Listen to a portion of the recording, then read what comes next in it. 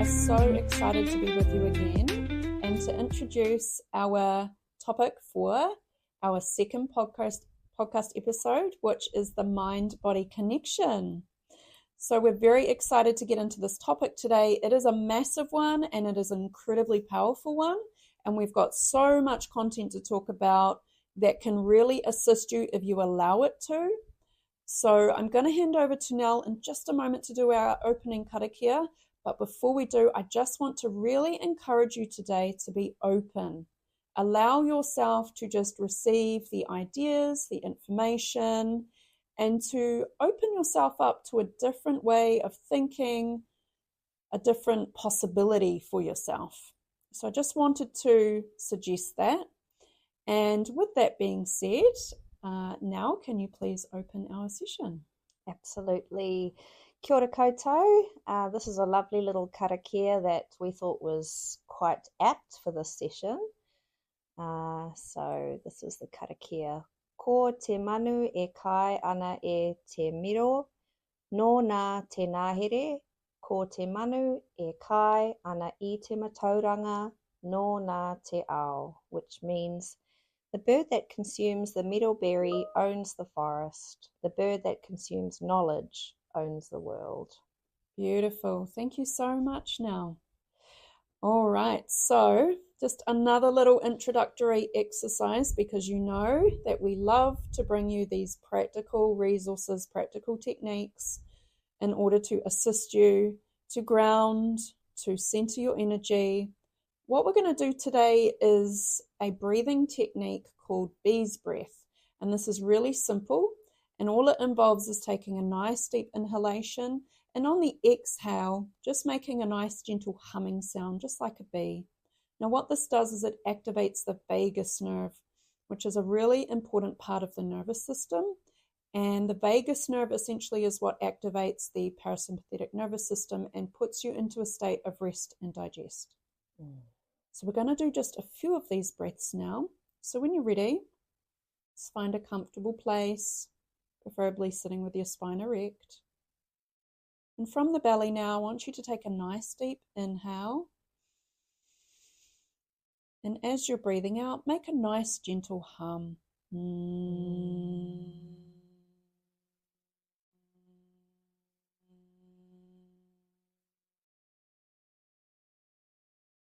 Good. And taking a nice deep inhale. And again, as you're breathing out, a nice gentle hum.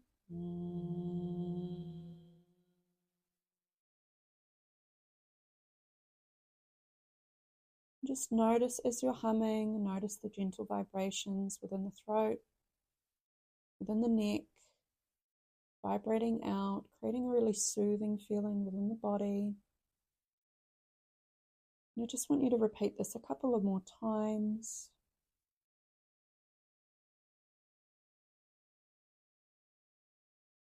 Very good. And then one of the things that I love about breathing techniques is they're so easy, they're so accessible. You can do this any time of day. So thank you for joining in and doing that with us. And without further ado, let's get stuck into a very exciting topic for today, which is the mind-body connection. And this topic is all about this notion, this idea that our thoughts, our attitudes, our beliefs influence directly the physiology of the body, the way that our cells react, the way that they behave. And there is such a huge body of literature to support this. And Nell and I are going to be talking through this today. And as we do that, we're going to be taking you through several different layers. Because when it comes to belief, there are beliefs within beliefs that can block us from using this knowledge, this understanding to assist ourselves. So for example, if you don't believe that belief can assist you, then it's not going to be able to. And belief really is so profound, it shapes about 98% of our reality. And a really important thing to note here is that most of our belief structures exist at a subconscious level. And when I say subconscious, what I mean is beneath awareness. So we're not actually aware of what it is that we believe. However, of course, we have lots of different techniques now that allow us to access those belief systems. So now, do you want to just introduce to us Joe Dispenza and some of his amazing work that he's done around the mind-body connection? Absolutely. So Joe Dispenza is a researcher, author, and chiropractor with a specialization in neuroscience. So a lot of his research is backed by neuroscience. He has got some incredible information that he has disseminated out into the world. He runs weekly retreats where he is tracking brain scans and noticing the difference between our psychological states before and after meditation. And the story sort of started with him where he was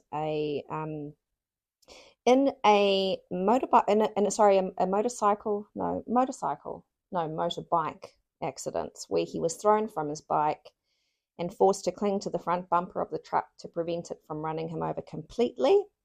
The aftermath of this collision left Joe badly injured.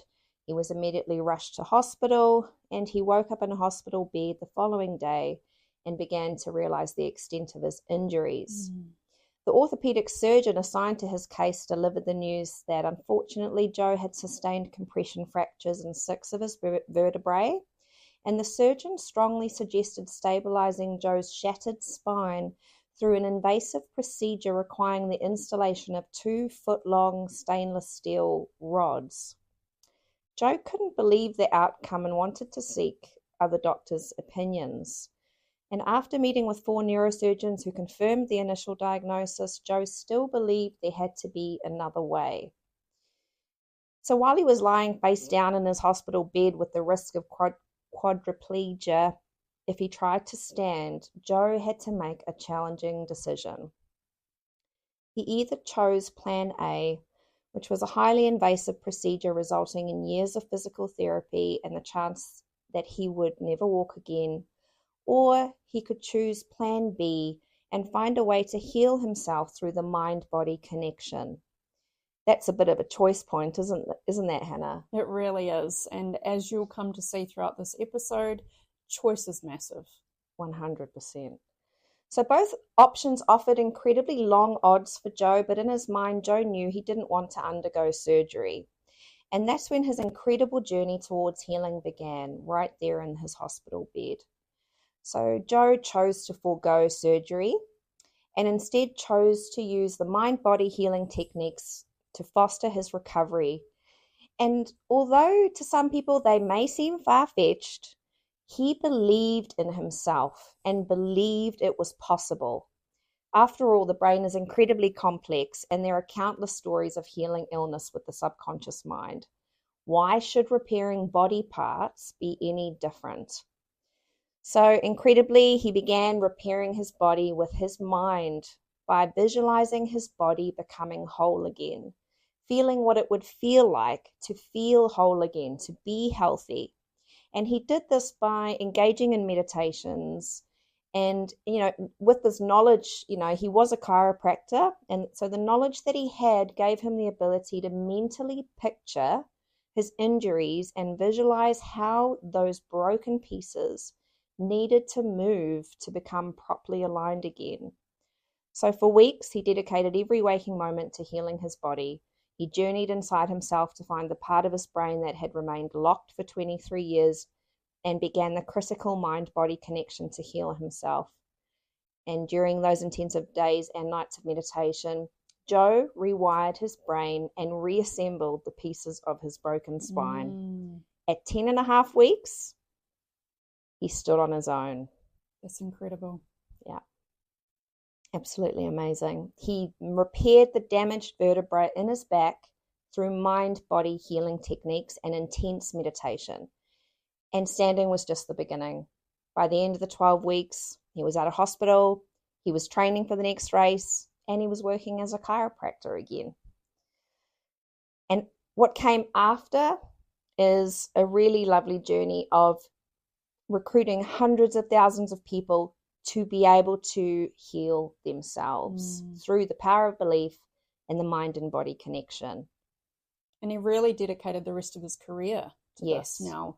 combining both science with this more esoteric concept of energy and of the power of thought, the power of the mind. So the thing that I really love about this too, Nell, is Joe's story does not exist in isolation. There are so many stories just like Joe's of people healing their body, and I'm talking from really serious chronic illnesses or serious trauma to the body, using the power of the mind, using visualization and the power of belief. And this is key. You have to believe that these techniques will assist you, and you have to believe that you have the power to do it.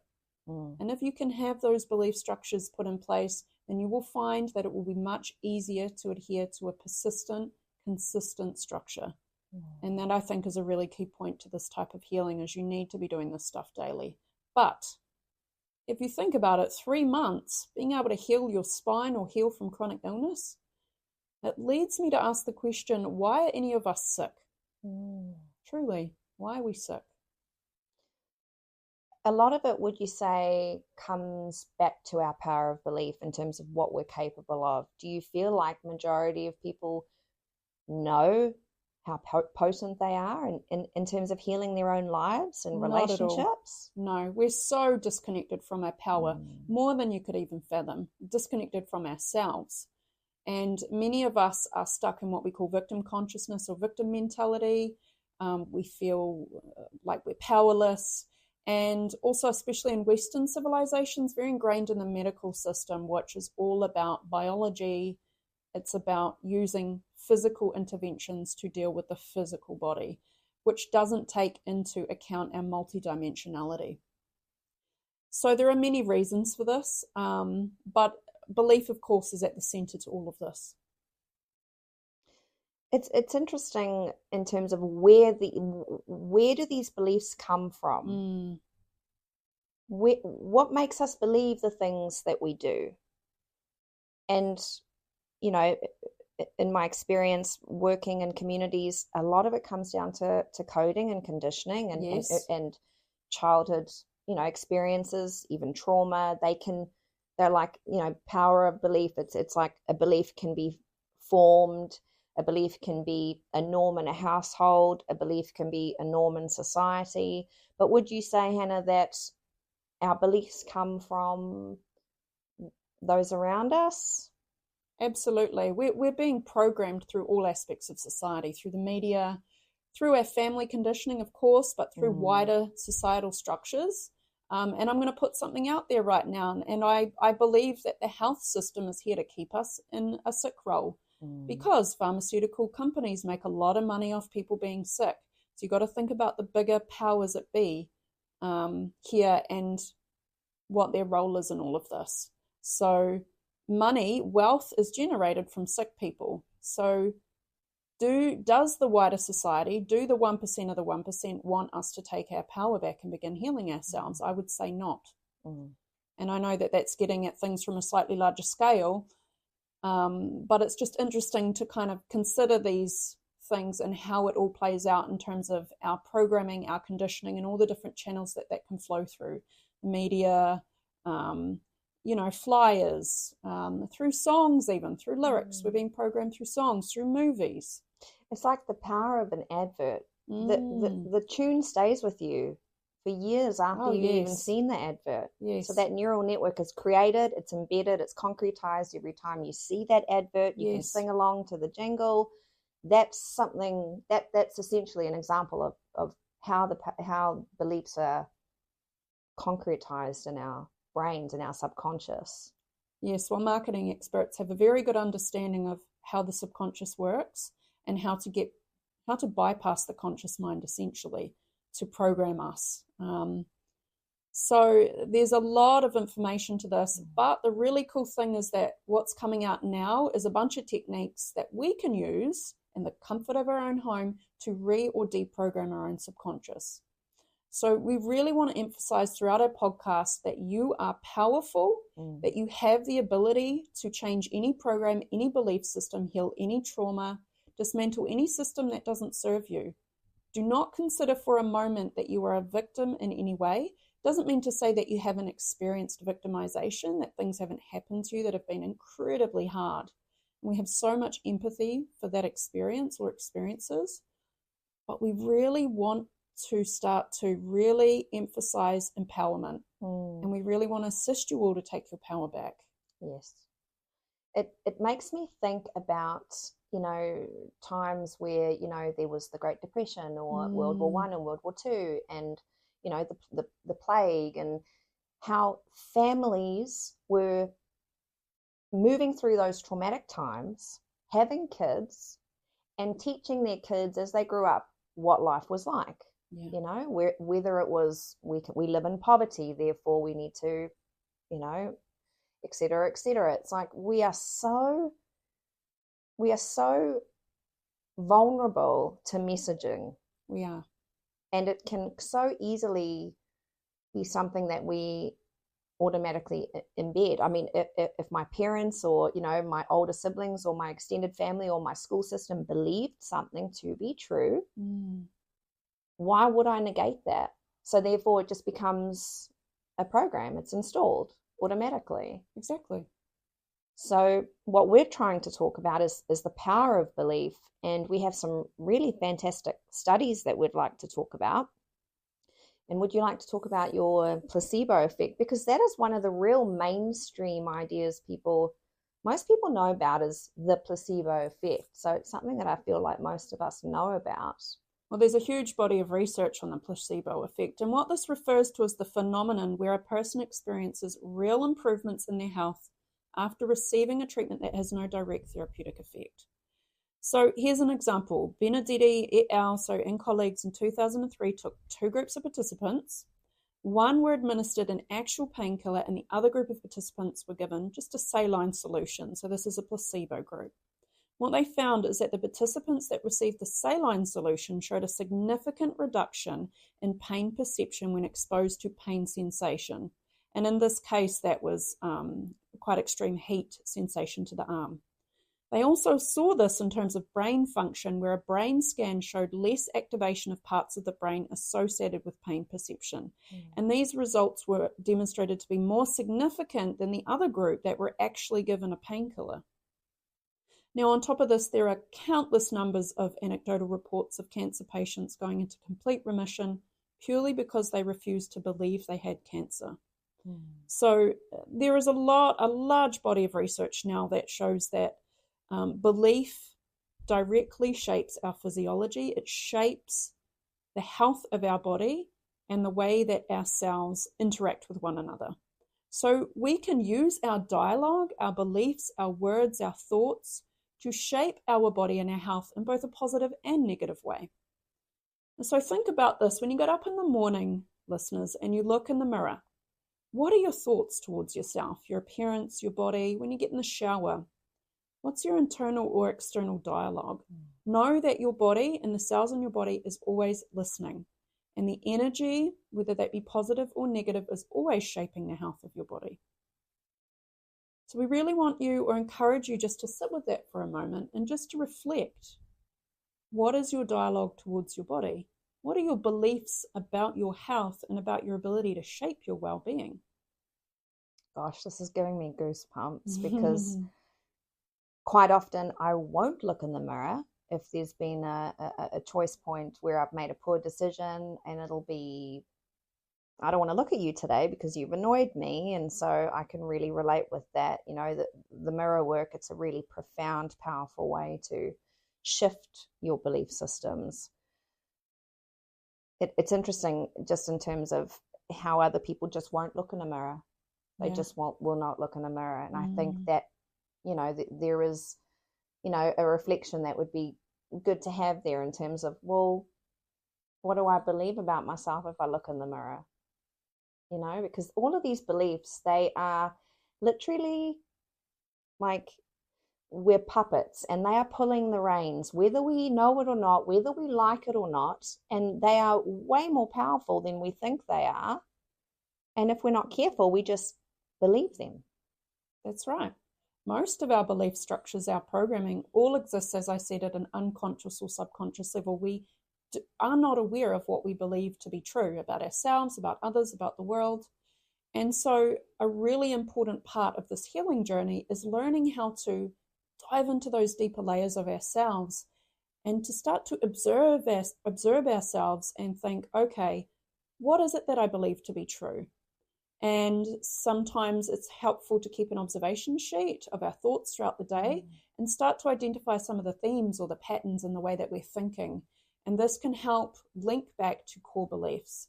We can also go back and think about major experiences in our life and what might be some of the beliefs that we formed as a result of those. So there's different ways that we can do this, but what's really key is developing the awareness of self, the awareness of your programming, the awareness of your belief systems, and how that is always playing out at an unconscious level through our choices on a day-to-day basis. Absolutely. Belief alters our brain chemistry. It alters our brain activity. We've looked at some studies here, and there was a study where they looked at the modulation of brain activity by the placebo effect in Parkinson's disease. And this was a study done by De La Fuentes Fernandez et al. 2001. It found that Parkinson's patients who believed they were receiving treatment showed increased dopamine release in the striatum. Don't know how to say that. Yeah, that's correct, striatum, despite receiving a placebo. And in another study, this was a study where they looked at Mindsets, A View from Inside the Body by Crum and Langer, 2007. And they found that hotel maids who were told their work was good exercise showed improved health metrics, weight, blood pressure, without changing behavior, simply due to the belief they were exercising. Another study where they looked at the belief in willpower and how it impacts performance. So this was a study where they looked at beliefs about willpower and how they determine the impact of glucose on self-control by Job et al. 2010. And the findings showed that people who believed willpower is a limited resource showed decreased performance over time. Those who believed it's not limited did not show these effects, suggesting belief modulates stamina and persistence. It's quite interesting stuff, isn't it? And there are thousands of articles online that will scientifically prove that the science behind power of belief actually changes you physiologically, psychologically. Yeah. It's a huge industry now. There is an absolute wealth of research. So for any of you who are skeptical, we encourage you to go and look more into this. There is enough science now to probably convince even the biggest skeptics out there. Truly. Absolutely. The really lovely thing is that if it's in our wheelhouse, that means that we can do something about it. Yeah. And, this is where the power of affirmations come in. If I've been brought up in a household where I've been told I was no good, or I've been told that, I should do things at this level and I'm not academic enough, I will create some belief systems that I'm not good enough, that I don't deserve opportunities. And my body, my brain chemistry, everything will be affected by that. That's right. So it's what I think we want to also emphasize is that we're not saying don't go to the hospital, don't receive care if you have conditions. We fully support people going to the hospital and seeking medical care. What we want to clarify is that power of belief is also a part of the healing. Yeah, absolutely. It has to be.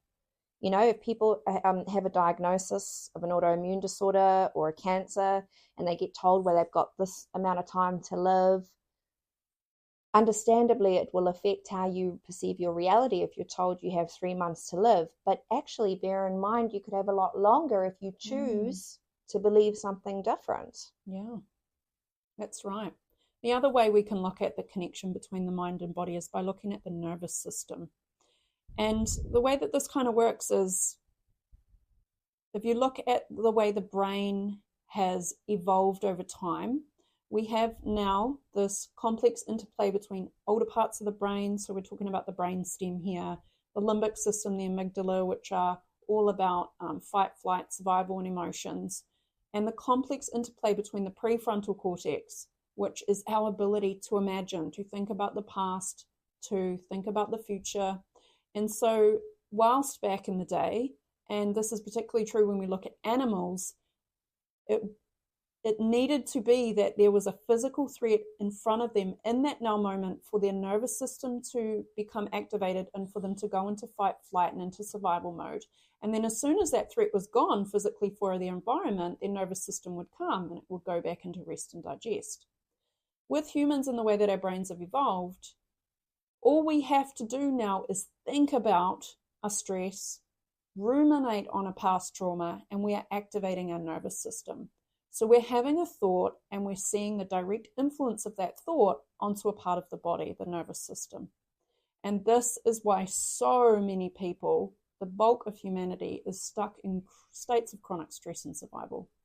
It has to do with our mind and the way that we loop through these negative thought patterns and reflect on these belief systems. And we continuously perpetuate it. They are self-perpetuating.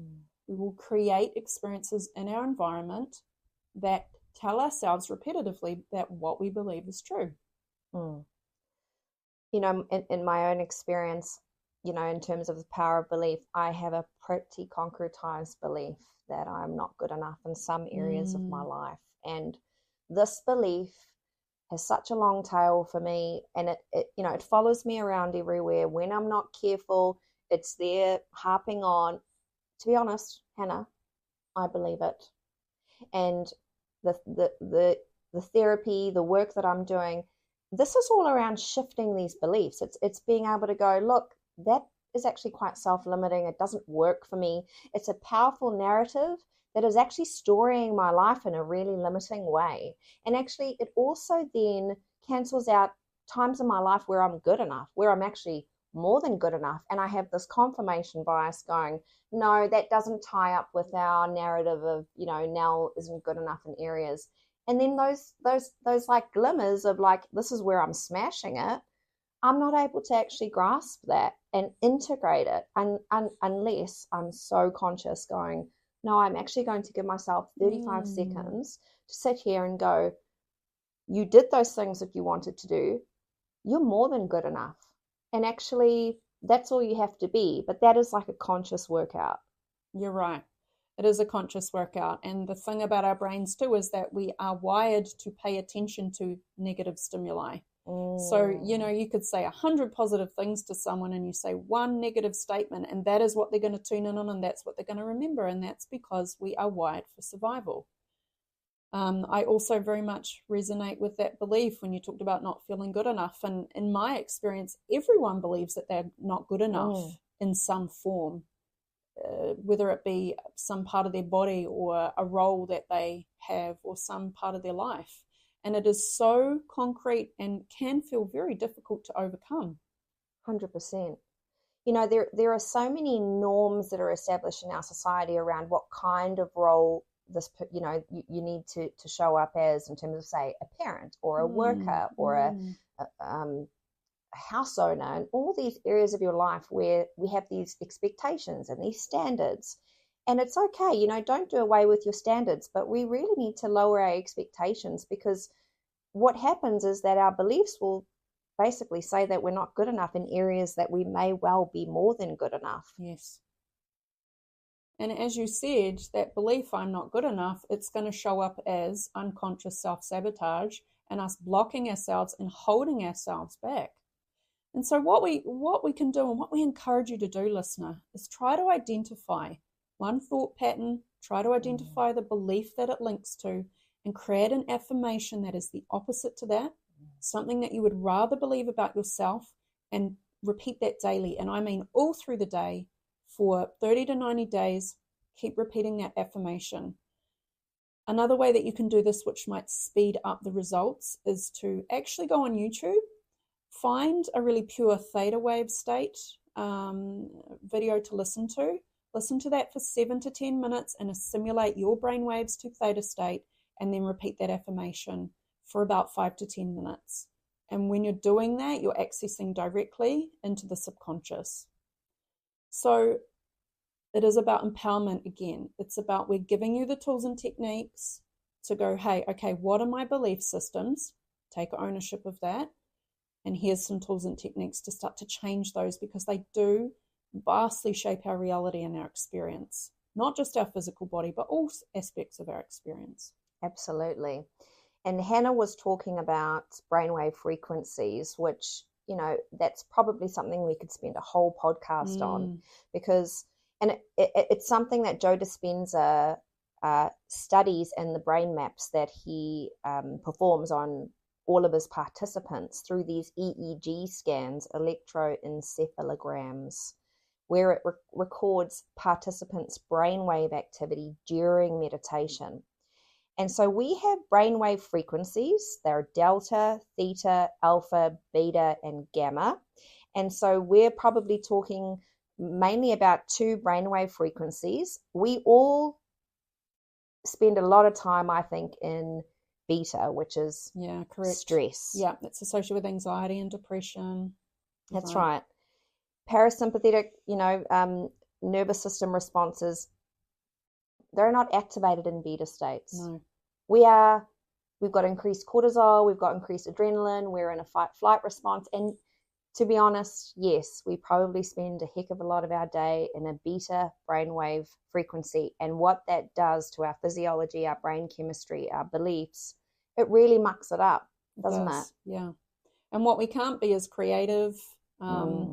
It's the next one down, alpha brainwaves, that's associated with much higher levels of productivity, much higher levels of creativity, being able to just receive the solutions to answers. And then the deeper you get, the different effects that you can have in terms of, the body automatically starts healing itself. And that is through lowering your brainwave state, changing the state of the nervous system. Yes. So this stuff is fascinating, and it's so powerful, isn't it? It is. It is. And what Joe Dispenza saw in the participants when they were in theta states was that their ability to feel more in control and empowered in their life was so much more workable. There was so much richness in these theta states where they were saying, look, before this retreat I came and I have this condition and this condition. After this meditation, what was probably a 6 out of 10 in distress is now a 2 or a 3, just through shifting through those brainwave frequencies. And, these brainwave frequencies, these are a pretty powerful thing to know about and to be able to put into practice, because they create more coherence between the different parts of the brain. The symmetry in terms of how balanced the brain activity is between the hemispheres. There is so much that improves when we are in these theta states. How do we get there? Deep meditative states, activating parasympathetic nervous system responses, rest and digest. We are intentionally increasing our levels of coherence associated with focus, emotional balance, like Hannah said, creativity, and the potential for transformational healing is incredible. It is. He calls them mystical states. It's because he's describing a shift in consciousness or perception. I had an experience once I want to share, and this just came through to me now. And I remember one day I was sitting on my couch and I was deep in meditation. I had had chronic shoulder pain for as long as I could remember. And I remember I was deep in meditation. All of a sudden, I felt this vibration sensation all throughout my shoulders. And within a matter of seconds, years of chronic shoulder tension just completely disappeared. Just like that. No massage, no direct physical therapeutic intervention. It was meditation and some sort of shift that happened at a much deeper level of my being. And this pain just completely dissipated. Incredible. And like from what I know about you is you've put a heck of a lot of work into your own self-healing through the practices that you have. Oh, absolutely. Daily. I had 15 years of chronic and severe gut issues. I was intolerant to so many different foods. I tried every medical intervention that you can think of. I spent thousands of dollars going to different medical specialists. None of them could tell me what was going on and what was wrong with me. It was not until I started meditating, reducing my stress, and using energy healing techniques that I managed to get in control of my gut, you could say, symptoms or issues. I now can eat anything I like. If I were to binge on some fast foods, yes, I'd probably get a sore stomach, but it wouldn't be severe. But generally speaking, I've been able to heal myself through holistic practices and techniques. And it's just amazing the number of reports of people out there that have done similar things. Mm. You know, Joe Dispenza says when the brain is coherent, the person is coherent. Yes. And I feel like our society does bank off us being incoherent, disconnected, yes, unconscious, distracted. Would you agree? Absolutely. And social media is a big player in this. Reels are designed to make the brain distractible and unfocused. And that's just one example. The number of people that report, once clearing out social media, the ability to just sit and be present and not need to be constantly distracting themselves. So I want you, again, listener, to just reflect on this. How much of your time throughout your day do you spend being present with yourself in your body, and how much time do you spend distracting yourself through one form or another? This is a biggie, Yeah. because Joe Dispenza talks about if you put a person in a chair and you just get them to sit, what you'll notice is they'll start to get agitated, frustrated, resistant, judgmental, emotional. And it's because, like, when you sit down and you tune into what is there, there's a heck of a lot of stuff that has probably been put on the back burner that actually, if you clear it, deal with it, process it, look at it objectively, you may be able to integrate it. Therefore, you won't need to distract yourself so much. Do you know how many people I know that is like they make a conscious habit of distracting themselves? That's right. A conscious and very unconscious pattern of distraction. We're not even aware a lot of the time that we are distracting ourselves in order to avoid something. I want to share another wee story from my own experience that I think is relevant here. And something that I have used throughout my healing journey is what I call reference points. And what that is that when I will somewhat regularly enter into a specific environment and notice each time how I am in that environment. So one example is taking my son to the playground. And what I noticed during periods where I've been really focused on my own healing and doing a lot of trauma clearing work is every 2 to 3 weeks when I take my son to the playground, I noticed I was more present than the time before, and I had less desire to go on my phone and distract myself. And I noticed that over a series of months, I was able to go to the playground, leave my phone in the car, and just sit and be in the moment and be present. And I was able to track the change because I was going into the same environment and becoming really aware of myself and how I was. So I really encourage you to consider this as well. Are there reference points that you can use to track any progress or any change, simply as validation and evidence for yourself that this stuff works, if you start to get into some sort of healing work? It's like if you get up in the morning and you think, oh, I've got to go to this job I really hate, or I've got to go and deal with, this relationship, which, it's tricky and distressing. Boom, all of this flooding belief. And we can, be stuck. It can cause freeze states. All of a sudden it's like, I'll be, procrastinating and going online and doing some doom scrolling just to kind of distract from the fact that I don't want to go and do this thing or deal with this thing because of X, Y, Z. And this is where Joe Dispenza says, like, if you wake up in the morning and, you turn to your left and you check your phone, maybe turn to your right and open a window, have 20 to 30 minutes where you're not checking your phone. The powerful practice of doing things differently and how they can shift those beliefs can be, it can be the difference between you feeling unconscious to something that you can't change or conscious to something that you can change. Exactly. And just consider for a moment the power in that alone and how you can shift your life. It's the same with some environments where you'll go into, say, for example, institutions like, whether it's like a university or a teaching institute, or whether it's like an open hub workplace. Energetically, you can feel the kind of tone of the place. If it's a pub, you can sort of feel people's beliefs. You can sense their energy just by watching, observing, noticing people and how they interact with each other. Are they in a gamma state where they're quite stressed and you can see their cortisol pinging, where they've got shallow breathing? It's because there are beliefs driving all of this activity. You're right. Beliefs, or the mind, influencing the body, and then also we can work with the body to shape our thoughts, the flavor of our thoughts, the frequency of our thoughts. If you think about it for a moment, if you're in a stressed state, what is going to be the tone of your inner dialogue for the day? Now, if you were to wake up and do something to bring yourself into a really calm state, how might that shift the tone of your thoughts for the day? Or at least for the next few hours? Yeah. So this is a two-way street. It's not just mind influencing body, but body influences mind. We are interconnected. And we are so vulnerable to messaging. We are. It happens without us even realizing it, as I said, through movies, through the media. And the media is very negatively orientated. I don't go near it now. I wouldn't have a clue what's happening in the world, to be honest. Conversations with friends.